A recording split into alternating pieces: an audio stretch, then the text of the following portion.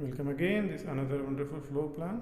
Ground floor we have this one bedroom for our guest room area purpose, and first floor we have number of 4 bedroom with balcony, wide hall and pantry. So we will see this one by one.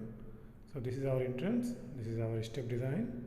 We are entrance. We are getting here 280 by 300 centimeter. This is our wide majlis area 660 by 500, and this side also wide hall 500 by 550. Then this is our wide lobby 380. This is our stair going first level, and this will come below through this main room. So this side we are getting this wonderful kitchen 320 by 430, and this is wash area and this water closet with attached dining area. So this is bedroom. You can consider guest room or bedroom. Attached bathroom 200 by 190. This main room 190 by 190. 300 by 420 this bedroom. So we are going the first floor through this, and we are reaching first floor.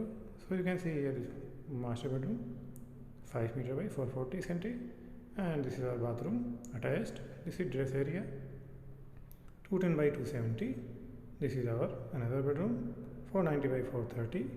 This is attached bathroom 260 by 200 cm.